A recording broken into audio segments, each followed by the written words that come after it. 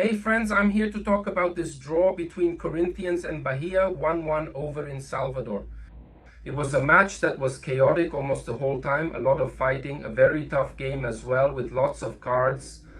Corinthians mostly watched Bahia play instead of being active on the field.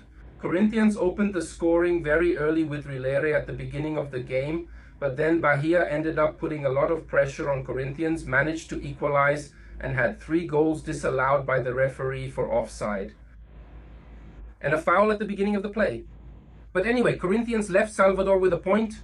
Starting this analysis with Corinthians lineup, Corinthians had Rilere at left back since Matthias Bidu had pain in his pubic bone.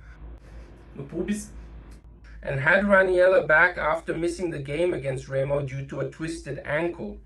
So, with these two players, Corinthians took the field with the classic lineup we're used to seeing. Only with Rilere on the left back, with Souza, Gabriel, the Paulista, and Salve Enrique in the defense on the sides, Mateusinho and Rilere himself. In the midfield, Ranieri, Andre, Breno, Bidon, Rodrigo Garo, and in the attack, Yuri, Alberto, and Caio Cesar.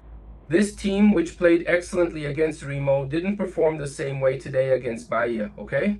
Bahia had the best chances in the match, dominated almost the entire match, and Corinthians managed to score a goal at the very beginning of the game, which is what ended up saving Corinthians.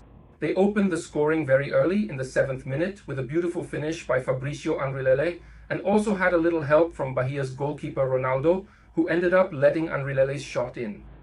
After that, Bahia started to dominate the game, scored the first, scored the second, but the referee disallowed it. Then they scored the 3rd goal, this time with David Duarte. A ball crossed into the box. And that's the negative takeaway for Corinthians. You can't let a tall defender like David Duarte score a header from a corner kick without even needing to jump properly. Corinthians' defense there, actually the whole team, during a corner kick, everyone is inside the box. They ended up sleeping on the play, and David Duarte sent the ball into the goal and tied the game.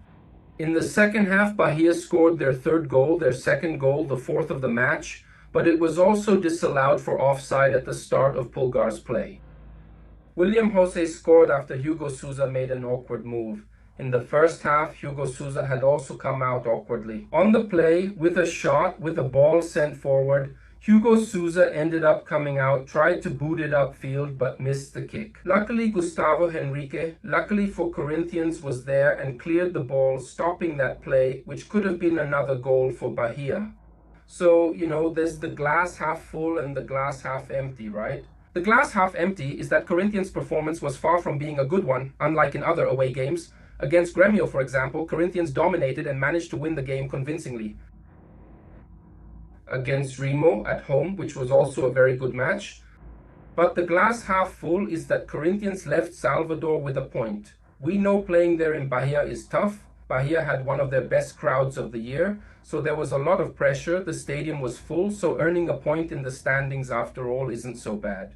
Yeah, Corinthians dropped a position because of how the round went. Botafogo won. There are other teams playing, so now Corinthians dropped. They're in 8th place, but they're still alive in the fight for the top 6, let's put it that way. And in the other competitions too, there's the Copa do Brasil and also the Libertadores. On Thursday, Corinthians faces Atlético Paranaense at the Neo Química Arena, a match for the Brazilian Championship. Atlético Paranaense is having an excellent campaign in the championship, coming off a win against Internacional, and also beat São Paulo away from home. So it's a great campaign by Atlético Paranaense, which is coached by Oder Hellmann.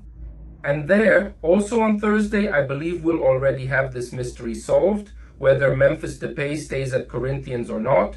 It's likely that this Monday the decision will be made for the number 10 to remain at Corinthians, right?